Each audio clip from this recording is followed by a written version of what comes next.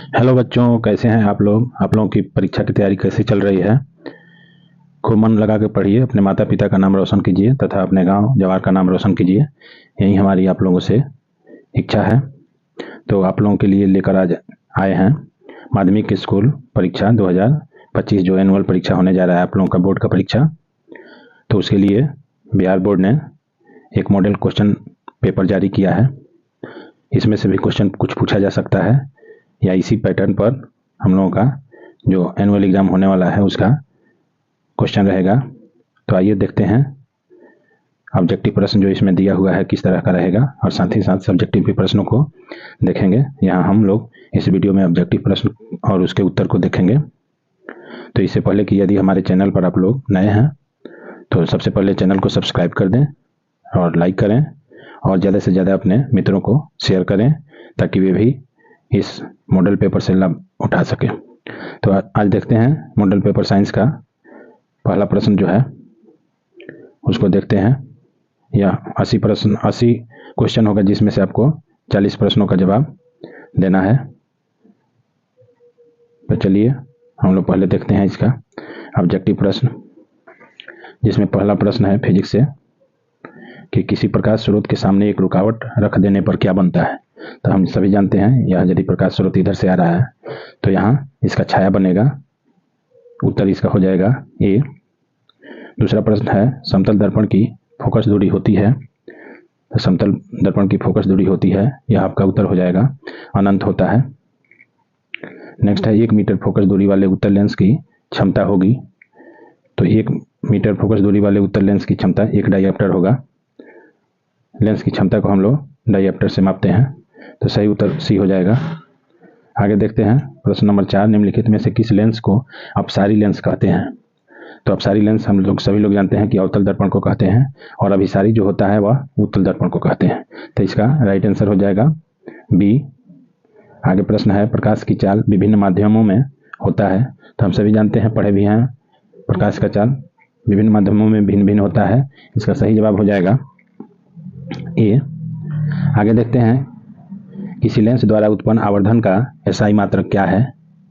किसी लेंस द्वारा उत्पन्न आवर्धन का एसआई मात्रक क्या है। मिलीमीटर, सेंटीमीटर, मीटर और मात्रक विहीन। यह डी जो है यह है मात्रक विहीन। तो आपका सही उत्तर हो जाएगा मात्रक विहीन। आवर्धन का एसआई मात्रक कुछ भी नहीं होता है, यह मात्रक विहीन होता है। प्रश्न 7 देखते हैं निम्नलिखित में से किसका अपवर्तनांक सबसे अधिक होता है। तो यह प्रश्न का उत्तर लगभग सभी लोग जानते होंगे। तो इसका सही जवाब हो जाएगा हीरा हो जाएगा। हीरा का अपवर्तनांक सबसे ज़्यादा होता है। नेक्स्ट है एक अभिसारी लेंस बनाता है। एक अभिसारी लेंस बनाता है सदैव वास्तविक प्रतिबिंब, सदैव आभासी प्रतिबिंब, कभी आभासी तो कभी वास्तविक प्रतिबिंब, इनमें से कोई नहीं। तो यहाँ पूछ रहा है अभिसारी लेंस, तो इसका सही उत्तर हो जाएगा अभिसारी लेंस जो है कभी आभासी और कभी वास्तविक प्रतिबिंब दोनों बनाता है। आगे देखते हैं आकाश का नीला रंग होना किस परिघटना का परिणाम है। अपवर्तन का, परावर्तन का, प्रकीर्णन का, इनमें से कोई नहीं। तो सही जवाब इसका हो जाएगा आकाश का नीला रंग होना यह प्रकीर्णन घटना को प्रदर्शित करता है। सही जवाब इसका बी हो जाएगा। नेक्स्ट प्रश्न देखते हैं प्रकाश का प्राथमिक वर्ण है, यानी प्रकाश का प्राथमिक रंग कौन सा होता है। तो लाल, हरा, नीला, यह तीनों होता है। सही उत्तर इसमें इनमें सभी हो जाएगा। आगे देखते हैं बृहत संख्या में प्रकाश सुग्राही कोशिकाएं कहाँ होती हैं। बृहत संख्या में प्रकाश सुग्राही कोशिकाएं कहाँ होती है। तो इस कॉर्निया में, पुतली में, रेटिना में, इनमें से कोई नहीं। तो यह हो जाएगा आपको रेटिना में। नेक्स्ट प्रश्न है दूरदृष्टि दोष के उपचार के लिए किस लेंस का प्रयोग होता है। तो यहाँ ट्रिक है दूरदृष्टि दोष है, यानी दूर की वस्तु उसको दिखाई देती है, यह उल्टा होता है। तो दू और दू के साथ जोड़ देंगे उ, यानी दूरदृष्टि दोष में उत्तल लेंस का प्रयोग करते हैं, और नी अ यानी निकट दृष्टि में अवतल दर्पण का प्रयोग करते हैं। तो इस प्रश्न का सही जवाब हो जाएगा ए। आगे देखते हैं मानव नेत्र के लिए दृष्टि का अस्थायित्व होता है। मानव नेत्र के लिए दृष्टि का अस्थायित्व होता है, यानी किसी पिक्चर को हम लोग देखते हैं तो हमारे रेटिना पर कितने सेकंड तक उसका प्रतिबिंब बना रहता है। तो यह हो जाएगा 1/16 सेकंड तक वह प्रतिबिंब बना रहता है। तो सही जवाब हो जाएगा सी ऑप्शन। आगे देखते हैं निम्नलिखित में कौन सा मात्रक वाट के बराबर होता है? यह आपका हो जाएगा, यह है जूल पर सेकंड स्क्वायर, जूल पर सेकंड, पर जूल पर सेकंड। तो ये इसका हो जाएगा, यह वाट के बराबर होता है, तो यह जूल पर सेकंड जो होता है वाट के बराबर होता है। तो सही आंसर आपका बी ऑप्शन हो जाएगा। आगे देखते हैं, 1 किलोवाट घंटा बराबर होता है, 1 किलोवाट घंटा बराबर होता है 100 यूनिट के, 10 यूनिट के, 1 यूनिट के, इनमें से कोई नहीं। तो इसका सही उत्तर हो जाएगा 1 किलोवाट घंटा बराबर होता है 1 यूनिट के। ऑप्शन सी इसका राइट होगा। आगे देखते हैं, विद्युत शक्ति का एसआई मात्रक क्या होता है? तो विद्युत शक्ति का एसआई मात्रक वाट होता है, सही ऑप्शन बी हो जाएगा। उसके बाद है 1 किलो वाट बराबर होता है, यह आपका हो जाएगा 17 का 3.6 इंटू 10⁶ जूल के बराबर होता है। सही उत्तर इसका ऑप्शन सी हो जाएगा। आगे देखते हैं, 18 नंबर सवाल जो दिया हुआ है, दाएं हाथ के अंगूठे के नियम को किसने प्रतिपादित किया था? दाएं हाथ के अंगूठे के नियम को किसने प्रतिपादित किया था? तो हम लोग सभी लोग जानते हैं, पढ़े हैं, या सिलेबस से बाहर का नहीं है, सभी प्रश्न जो है आप लोगों के किताब से ही है। तो यह फ्लेमिंग नामक वैज्ञानिक ने यह नियम दिया था, दाएं हाथ के अंगूठे के नियम। तो राइट ऑप्शन सी हो जाएगा। उसके बाद है 19 नंबर सवाल कि विद्युत फ्यूज विद्युत धारा के किस सिद्धांत पर काम करता है? चुंबकीय, रासायनिक, ऊष्मीय, इनमें से कोई नहीं। विद्युत फ्यूज जो होता है या अप डाउन करने पर यह क्या होता है? पिघल जाता है। तो यह हो जाएगा ऊष्मीय प्रभाव। सही उत्तर हो जाएगा सी, विद्युत फ्यूज जो होता है वह ऊष्मीय सिद्धांत पर काम करता है।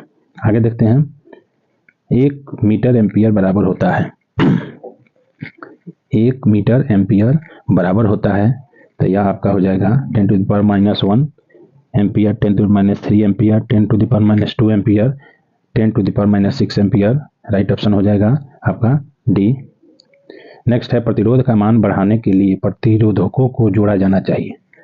प्रतिरोध का मान बढ़ाने के लिए आपको मान बढ़ाने के लिए पूछा जा रहा है, तो श्रेणी क्रम में जोड़ने से प्रतिरोधकों का मान घट जाता है। जैसे 2 ओम को जोड़ना है श्रेणी में, तो 2 ओम 2 ओम 4 ओम हो जाएगा, लेकिन इसी को जोड़ेंगे तो 1/2 + 1/2, तो यह मान बढ़ जाएगा। कैसे? श्रेणी क्रम में। राइट ऑप्शन हो जाएगा आपका ये। आगे देखते हैं, इलेक्ट्रिक हीटर की कुंडली बनाने में किस पदार्थ का प्रयोग किया जाता है? सभी लोग जानते हैं, नाइक्रोम का प्रयोग किया जाता है। नेक्स्ट क्वेश्चन है, निम्नलिखित में से कौन ग्लोबल वार्मिंग के लिए उत्तरदायी होता है? ग्लोबल वार्मिंग के लिए उत्तरदायी जो गैस होता है वह कार्बन डाइऑक्साइड होता है। आगे है, इनमें से कौन जीवाश्म ईंधन है? जीवाश्म ईंधन देखिए, पेट्रोलियम, प्राकृतिक गैस, कोयला, उपरयुक्त सभी। तो यह उपरयुक्त सभी हो जाएगा आपका। राइट ऑप्शन हो जाएगा डी हो जाएगा। आगे देखते हैं, सूर्य तथा अन्य तारों द्वारा उत्सर्जित विशाल ऊर्जा का स्रोत। सूर्य तथा तारों द्वारा उत्सर्जित विशाल ऊर्जा का स्रोत, तो यह आपका हो जाएगा नाभिकीय संलयन के द्वारा जो सूर्य से हमको ऊर्जा मिलता है। तो राइट ऑप्शन हो जाएगा बी हो जाएगा। आगे देखते हैं, टिहरी बांध निर्माण का उद्देश्य क्या था? तो टिहरी बांध निर्माण का उद्देश्य था यह भूमि सिंचाई, जल आपूर्ति, बिजली उत्पादन, इनमें से सभी हो जाएगा। राइट ऑप्शन डी हो जाएगा। आगे देखते हैं, खिलौने में किस सेल का उपयोग होता है? खिलौने में जो सेल होता है वो आपको शुष्क सेल होता है, यानी सूखा सेल, ड्राई सेल का यूज होता है। तो राइट ऑप्शन आपका सी हो जाएगा 27 का। आगे देखते हैं, जल में वैद्युत अपघटन में कैथोड पर कौन सी गैस मुक्त होती है? जल में वैद्युत अपघटन में कैथोड पर कौन सी गैस मुक्त होती है? तो यह इसका राइट ऑप्शन जो हो जाएगा या हाइड्रोजन गैस मुक्त होता है। आगे देखते हैं, नीचे दी गई अभिक्रिया के संबंध में कौन सा कथन सत्य है? ZnO + C, यह होता है Zn और CO। तो यहाँ दे रहा है Zn वो उपचयित हो रहा है, कार्बन अपचयित हो रहा है, कार्बन उपचयित हो रहा है और कार्बन मोनोऑक्साइड उपचयित हो रहा है। तो इसका अपचयन उपचयन में है, रिडक्शन और ऑक्सीडेशन, रासायनिक अभिक्रिया पहला जो चैप्टर है उसमें का यह सवाल है। तो आपका सही उत्तर हो जाएगा इसमें कार्बन अपचयित हो रहा है। यहाँ देख रहे हैं कि कार्बन के साथ यहाँ ऑक्सीजन जुट रहा है, यह अपचयित हो रहा है। तो यह हो जाएगा कार्बन अपचयित हो रहा है। इसका राइट आंसर बी ऑप्शन हो जाएगा। आगे देखते हैं, जस्ता तथा तनु हाइड्रोक्लोरिक अम्ल की अभिक्रिया के फलस्वरूप निम्न में से कौन सा गैस बनता है? जस्ता यानी Zn और प्लस HCl, तनु हाइड्रोक्लोरिक अम्ल की अभिक्रिया के फलस्वरूप निम्न में से कौन सा गैस बनता है? तो यह आपका हो जाएगा इसमें हाइड्रोजन गैस बनता है। राइट ऑप्शन बी हो जाएगा। आगे देखते हैं निम्नलिखित में से कौन गैस चूना जल को दुधिया कर देता है? Carbon monoxide, oxygen, carbon dioxide और Cl2 तो चूना जल को दुधिया कर देता है। इसका सही जवाब हो जाएगा कार्बन डाइऑक्साइड, तो राइट ऑप्शन बी होगा। नेक्स्ट देखते हैं निम्नलिखित में से कौन बुझा हुआ चूना है? तो बुझा हुआ चूना हम लोग कहते हैं किसको? कैल्शियम हाइड्रोक्साइड को, और यह है कैल्शियम ऑक्साइड, यह बिना बुझा हुआ चूना है, जबकि यह कैल्शियम कार्बोनेट है और यह कैल्शियम है। तो राइट ऑप्शन हो जाएगा कैल्शियम हाइड्रोक्साइड जो है CaOH2, इसको बोलते हैं बुझा हुआ चूना। इसका राइट ऑप्शन सही हो जाएगा, सी हो जाएगा। आगे देखते हैं नेक्स्ट क्वेश्चन, दंतमंजन प्रायः होता है। दंतमंजन में क्या होता है कि वह हमारे दांतों को साफ कर देता है, तो ये इसका सही जवाब आपको हो जाएगा। यह दंतमंजन जो होता है वह क्षारीय होता है, जो कि दांत में रात में हम खाना वगैरह खाते हैं तो विभिन्न प्रकार का अम्ल हमारे मुंह में बन जाता है, उसको यह क्षारीय जो होता है दंतमंजन, उससे हमारे दांतों की सफाई हो जाती है। तो राइट ऑप्शन जो हो जाएगा सी हो जाएगा। उसके बाद है नींबू में कौन सा अम्ल होता है? यह सभी बच्चे जानते होंगे, नींबू में साइट्रिक अम्ल होता है। आगे देखते हैं मिल्क ऑफ मैग्नीशिया का पीएच मान होता है। मिल्क ऑफ मैग्नीशिया का पीएच मान होता है यह 10.5 होता है। आगे देखते हैं जस्ता का अयस्क है। तो बक्साइड जो है यह एल्युमिनियम का अयस्क है। सोडियम क्लोराइड या साधारण नमक है, और सिनेबार यह भी इसका नहीं है। तो राइट ऑप्शन जो होगा 36 का डी हो जाएगा, ZnS जिंक ब्लेड जिसको बोलते हैं, तो ऑप्शन हो जाएगा डी हो जाएगा। नेक्स्ट है धातु जो सिर्फ अम्ल राज में घुलता है। आयरन, कॉपर, एल्युमिनियम और एवरम। एवरम को सोना बोलते हैं, तो हम लोग जानते हैं अम्लराज में एवरम घुलता है, यानी सोना जो होता है वह अम्लराज में ही घुलता है। तो सही ऑप्शन इसका सी हो जाएगा। नेक्स्ट है निम्नलिखित में कौन आयनिक यौगिक नहीं है? निम्नलिखित में कौन आयनिक यौगिक नहीं है? CaCl2, CO2, KCl और HCN। तो आयनिक यौगिक यह भी आयन बनाता है, यह भी आयन बनाता है, यह भी। तो इसमें HCN जो है या साइनाइड, हाइड्रोजन साइनाइड, यह आयनिक यौगिक नहीं है। राइट ऑप्शन आपका डी हो जाएगा। उसके बाद हीलियम गैस है।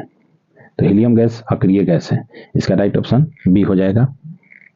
आगे देखते हैं नेक्स्ट सवाल, सबसे कठोर प्राकृतिक पदार्थ है। सबसे कठोर प्राकृतिक पदार्थ है लोहा, सोना, हीरा, चांदी।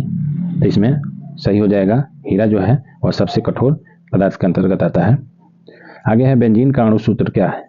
तो बेंजीन का अणुसूत्र C6H6 होता है, यानी कार्बन हाइड्रोजन का 6 इसमें परमाणु होता है। नेक्स्ट है हाइड्रोजन के 2 परमाणुओं के बीच कौन आबंध होता है? तो यहाँ हाइड्रोजन के बीच में एकल बंध होता है, तो यहाँ हो जाएगा सिंगल बॉन्ड, इसी को एक आबंध बोलते हैं। राइट ऑप्शन इसका सी हो जाएगा। चूना जल का रासायनिक नाम है। चूना जल का रासायनिक नाम है, तो यह कैल्शियम हाइड्रोक्साइड हो जाएगा। नेक्स्ट देखते हैं चीनी का रासायनिक सूत्र। चीनी का रासायनिक सूत्र सभी लोग पढ़े होंगे, C12H22O11, और ग्लूकोज का हो जाता है C6H12O6। तो राइट ऑप्शन इसका सी हो जाएगा 44 का। अगला प्रश्न देखते हैं निम्नलिखित में कौन सा कार्बनिक यौगिक सबसे अधिक अभिक्रियाशील है? निम्नलिखित में कौन सा कार्बनिक यौगिक सबसे अधिक अभिक्रियाशील है? तो यह आपका हो जाएगा C2H4। C2H4 एल्किन समूह का तत्व है, यह सबसे अधिक अभिक्रियाशील है। यहाँ डबल बॉन्ड होता है, वह क्रिया करके सिंगल चारों ओर बना लेगा, जबकि यह सभी अल्केन का सदस्य है। नेक्स्ट है मेंडलीफ ने अपनी आवर्त सारणी तैयार करने के लिए कौन सा मापदंड अपनाया? तो मेंडलीफ का आवर्त सारणी जो होता है उसका मापदंड है कि परमाणु द्रव्यमान के बढ़ते हुए क्रम पर आधारित है। तो राइट ऑप्शन बी हो जाएगा। निम्नलिखित में कौन क्षार धातु नहीं है? क्षार धातु नहीं है मैग्नीशियम, सोडियम, रेबिडियम, लिथियम। तो यह आपका सही जवाब हो जाएगा, मैग्नीशियम जो है वह क्षार धातु नहीं है। आगे देखते हैं निम्नलिखित में कौन हैलोजन समूह का सदस्य है? तो यहाँ हो जाएगा हैलोजन समूह का सदस्य होगा वह ब्रोमीन हो जाएगा। फ्लोरीन, क्लोरीन, ब्रोमीन, आयोडीन, एस्टेटिन, यह सब हैलोजन वर्ग के अंतर्गत आते हैं। तो राइट ऑप्शन सी हो जाएगा। अगला प्रश्न देखते हैं जिंक की परमाणु संख्या है। तो जिंक का परमाणु संख्या 30 होता है, सभी लोग जानते हैं। निम्नलिखित में कौन विद्युत ऋणात्मक होते हैं? तो विद्युत ऋणात्मक इसमें अधातु होते हैं।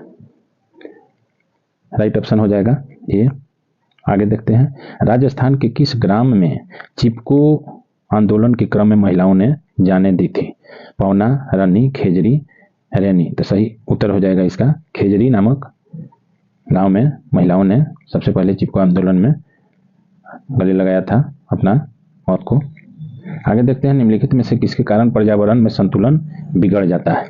वन रोपण, अधिक हरे पौधे का उगना, बढ़ती मानव जनसंख्या, जैव विविधता। तो जैव विविधता वैसे भी नहीं होगा अधिक हरे पेड़ पौधे लगाने से, और वन रोपण से भी कहीं का पर्यावरण संतुलन नहीं बिगड़ेगा। पर्यावरण संतुलन बिगड़ने का एकमात्र कारण है बढ़ती मानव जनसंख्या। तो राइट ऑप्शन इसका 52 का बी हो जाएगा। आगे देखते हैं, पर्यावरण को प्रदूषण से बचाने का सबसे अच्छा तरीका है। पर्यावरण को प्रदूषण से बचाने का सबसे अच्छा तरीका है वस्तु का पुनर्चालन यानी रिसाइकलिंग, वस्तु के उपयोग में कमी यानी रीड्यूज, और वस्तु का पुनर्उपयोग यानी रीयूज। इसको हम लोग 3R भी बोल सकते हैं, 3R, रिड्यूज, रीयूज और रिसाइकिल। तो यह राइट ऑप्शन डी हो जाएगा, सभी जरूरी है। आगे देखते हैं, सौर सेल में किसका उपयोग होता है? सौर सेल में किसका उपयोग होता है? यूरेनियम का, प्लूटोनियम का, सिलिकॉन का, प्लास्टिक का। तो राइट ऑप्शन हो जाएगा सी, सिलिकॉन का उपयोग होता है सौर सेल में। आगे देखते हैं, निम्नलिखित में कौन मुख्यतः बायोगैस है? निम्नलिखित में कौन मुख्यतः बायोगैस है? तो यह आपका मीथेन जो है यह बायोगैस। तो राइट ऑप्शन हो जाएगा बी हो जाएगा। नेक्स्ट है, मनुष्य के दांत की सबसे ऊपरी परत है? यह अस्थि नहीं होगा, मज्जा गुहा नहीं होगा, डेंटाइन भी नहीं होगा, इनामेल जो होगा मनुष्य के दांत की सबसे ऊपरी परत हो जाएगा। तो राइट ऑप्शन सी हो जाएगा 56 का। आगे है, जठर ग्रंथियां पाई जाती है? तो यह मासिक परीक्षा में भी कितने बार पूछ चुका है। तो जठर ग्रंथियां अमाशय में पाई जाती है, राइट ऑप्शन सी होगा। आगे देखते हैं, निम्नलिखित में कौन वसा के पाचन में सहायक होता है? वसा के पाचन में सहायक होता है लाइपेज, माल्टोज, टाइलिन, लैक्टोज। तो यह आपका सही उत्तर हो जाएगा, लाइपेज जो होता है वह वसा के पाचन में सहायक होता है। नेक्स्ट है, पीत रस का रंग होता है? पीत रस का रंग होता है यहाँ पीला, हरा, सफेद, इनमें से कोई नहीं। तो यह ऑप्शन होना चाहिए दोनों, पीला से हरा होता है, हरा को ही यहाँ लेते हैं क्योंकि ऑप्शन ए भी नहीं दिया है। तो पीत का रंग पीला से हरा होता है, ऑप्शन बी हो जाएगा। पौधों में शोषण होता है? तना से, जड़ से, पत्तियों से, इनमें से सभी से। तो पौधों में शोषण का बात कर रहा है तो इनमें से सभी से हो जाएगा, राइट ऑप्शन डी होगा। आगे देखते हैं, हरे पौधे रात्रि में किस गैस का निष्कासन करते हैं? तो जानते हैं कि दिन में ही प्रकाश संश्लेषण की क्रिया के फलस्वरूप CO2 मुक्त करते हैं पौधे, लेकिन रात में हमारे ही लोगों की तरह यानी सभी जीवों की ही तरह वह कार्बन डाइऑक्साइड मुक्त करते हैं और प्रकाश संश्लेषण की क्रिया में O2 मुक्त करते हैं। यहाँ पूछा है रात्रि में किस गैस का निष्कासन करते हैं? तो रात्रि में CO2 का निष्कासन करते हैं, राइट जवाब हो जाएगा आपका ऑप्शन ए। आगे देखते हैं, किण्वन के फलस्वरूप कितने ATP का निर्माण होता है? किण्वन फर्मेंटेशन के फलस्वरूप यह 2 ATP का निर्माण होता है। तो राइट ऑप्शन हो जाएगा ये। आगे है, समान डायस्टोलिक रक्त दाब होता है, यानी ब्लड प्रेशर के बारे में पूछ रहा है, ब्लड प्रेशर BP जिसको बोलते हैं। तो सामान्य आदमी का BP होता है 120/80 होता है। तो ऊपर वाला जो होता है उसको बोलते हैं सिस्टोलिक और नीचे वाला डायस्टोलिक बोलते हैं। तो यहाँ पूछ रहा है डायस्टोलिक, तो इसका सही जवाब हो जाएगा 80 mmHg। तो राइट ऑप्शन ये हो जाएगा। आगे देखते हैं, पौधों में वाष्पसर्जन किस अंग में होता है? पौधों में वाष्पसर्जन किस अंग में होता है? तो वाष्पसर्जन जो होता है पत्ती में होता है, राइट ऑप्शन बी हो जाएगा। आगे देखते हैं, अस्थि क्या है यानी बोन, हड्डी क्या है? पदार्थ है, कोशिका है, ऊतक है, इनमें से कोई नहीं। सही जवाब ऊतक हो जाएगा। बोन क्या है? एक टिश्यू है, सही ऑप्शन सी हो जाएगा। आगे देखते हैं, पादप में अवशिष्ट संचित रहते हैं? छाल में, पत्तियों में, कोशिकीय रिक्तिकाओं में, इनमें सभी में। तो अवशिष्ट पदार्थ यानी जो वेस्ट प्रोडक्ट होते हैं वह छाल में भी रहते हैं, कोशिकीय रिक्तीय स्थानों में, पत्तियों में, इनमें से सभी में। तो ऑप्शन डी हो जाएगा। बच्चों, अभी तक हमारे चैनल पर यदि बने हुए हैं तो हमारे चैनल को सब्सक्राइब करें और ज़्यादा से ज़्यादा अपने मित्रों को शेयर करें कि वे भी इसका लाभ उठा सकें। आगे बढ़ते हैं, ब्रिक के संरचनात्मक एवं क्रियात्मक इकाई को कहते हैं? Structural and functional unit of kidney. तो यह नेफ्रॉन को बोलते हैं, राइट ऑप्शन इसका सी हो जाएगा। नेक्स्ट है, पौधे के उत्सर्जी पदार्थ है? टैनिन, रेजिन, गोंद, इनमें से सभी। तो हम सभी जानते हैं पौधे के उत्सर्जी जो पदार्थ है टैनिन भी है, गोंद भी है, रेजिन भी है, तो सही जवाब डी होगा इनमें से सभी। आगे देखते हैं स्मरण शक्ति का मुख्य केंद्र है, यानी मेमोरी के का यह पूछ रहा है। Main centre, cerebral, peduncle, diencephalon, optic पाली, सेरेब्रम। यहाँ हिंदी थोड़ा कठिन लिखा है, इसको अंग्रेजी में पढ़ लेंगे। Cerebral, peduncle, diencephalon, optic lobe और सेरेब्रम। तो हम सभी जानते हैं इसका स्मरण शक्ति का जो केंद्र होता है सेरिब्रम होता है, सेरिब्रम। ऑप्शन डी इसका सही जवाब हो जाएगा। आगे देखते हैं जड़ का अधोगामी वृद्धि कहलाता है। अधोगामी, जड़ का अधोगामी पूछ रहा है, यानी नीचे की तरफ गुरुत्वाकर्षण बल जिधर लगता है तो यह सही ऑप्शन गुरुत्वानुवर्तन हो जाएगा। प्रकाश की तरफ होगा तो प्रकाशानुवर्तन हो जाएगा, जल की तरफ होगा तो जलानुवर्तन हो जाएगा। आगे देखते हैं 71 नंबर, एस्ट्रोजन स्रावित होता है। एस्ट्रोजन स्रावित होता है 71 नंबर सवाल है वृषण द्वारा, थायराइड द्वारा, अंडाशय द्वारा, लैंगरहंस की दीपिकाएं द्वारा। तो एस्ट्रोजन जो है फीमेल हार्मोन है, तो यह अंडाशय के द्वारा स्रावित होता है। सही जवाब इसका हो जाएगा ऑप्शन सी। आगे बढ़ते हैं स्वपरागण निम्न में किन पौधों में होता है। स्वपरागण पूछ रहा है, तो स्वपरागण सेल्फ पॉलिनेशन यह आपका हो जाएगा उभयलिंगी, यानी वैसे पौधों में जिनमें मेल रिप्रोडक्टिव सिस्टम और फीमेल रिप्रोडक्टिव सिस्टम एक ही पुष्प या एक ही प्लांट के अंतर्गत होता है, तो उसको हम स्वपरागण उसमें होता है, तो यह उभयलिंगी होगा। अगला प्रश्न देखते हैं, गर्भाशय के किस भाग में भ्रूण विकसित होता है। गर्भाशय के किस भाग में भ्रूण विकसित होता है, तो यहाँ एंडोमेट्रियम, फंडस, योनि, इनमें से कोई नहीं। एंडोमेट्रियम यह नहीं होगा, फंडस वेजाइना यह भी नहीं होगा, नन ऑफ दीज इसमें होना चाहिए। इस पर डाउट लग रहा है ऑप्शन पर, इसको देखेंगे बाद में, कमेंट कीजिएगा आप लोगों को यदि यह मिलता है तो। नेक्स्ट क्वेश्चन देखते हैं, निम्नलिखित में कौन सा भाग केवल पुरुष जननांग में पाया जाता है। पुरुष जननांग में पाया जाने वाला भाग जो होता है वह शुक्रवाहिका होता है, यह लेबिया माइनोरा और फैलोपियन नली और परिपक्व पुटक, यह सब फीमेल रिप्रोडक्टिव ऑर्गन में होता है। नेक्स्ट क्वेश्चन है, अनुवांशिकता का पिता किसे कहते हैं, फादर ऑफ जेनेटिक्स। तो यह ग्रेगर जॉन मेंडल को अनुवांशिकी का पिता बोलते हैं, तो ऑप्शन राइट हो जाएगा बी। नेक्स्ट है, मेंडल किस देश में ईसाइयों के एक मठ के पादरी थे। तो यह पढ़े हैं हम लोग ऑस्ट्रिया के, सॉरी यह ऑस्ट्रेलिया दिया है, यह नहीं होगा, ऑस्ट्रिया होगा, यानी ऑप्शन बी हो जाएगा।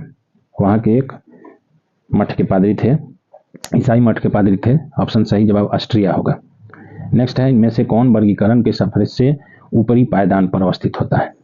वर्गीकरण क्लासिफिकेशन में सबसे ऊपरी पायदान पर होता है किंगडम, किंगडम जिसको बोलते हैं जगत, तो ऑप्शन डी इसका सही जवाब हो जाएगा। आगे है, सूक्ष्म उपभोक्ताओं का उदाहरण है। सूक्ष्म उपभोक्ताओं का उदाहरण है जीवाणु, कवक, शैवाल, ए और बी, तो यह राइट ऑप्शन डी हो जाएगा। सूक्ष्म उपभोक्ता जीवाणु भी है और कवक भी है। नेक्स्ट है, मांसाहारी जीवों को कहा जाता है। मांसाहारी जीव जो होते हैं वह प्राथमिक उपभोक्ता तो नहीं होगा, द्वितीय उपभोक्ता भी होते हैं, तृतीय भी होते हैं, तो राइट जवाब डी हो जाएगा, जिसमें ए और बी दोनों दिया हुआ है।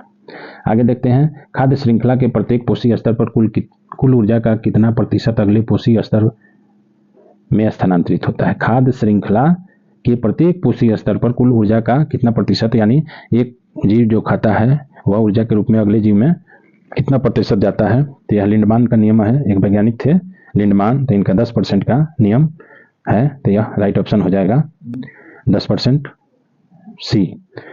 तो बच्चों यह था आज के मॉडल पेपर का 80 वस्तुनिष्ठ प्रश्न, ऑब्जेक्टिव प्रश्न, जिसका जवाब यहाँ पर दिया गया। और यह स्क्रॉल कर रहे हैं, यह मॉडल पेपर का क्वेश्चन दिया हुआ है, इसको आप वीडियो को स्लो करके नोट कर सकते हैं क्वेश्चन, या बिहार बोर्ड के साइट पर से आप लोग डाउनलोड भी कर सकते हैं। तो यह वीडियो आप लोगों को कैसा लगा कमेंट्स करिएगा, और इसमें आप लोग कितना अपने से बना सकते थे इसको भी कमेंट्स कीजिएगा। मिलते हैं फिर किसी दूसरे विषय के वीडियो पर, तब तक वीडियो देखने के लिए बहुत बहुत धन्यवाद।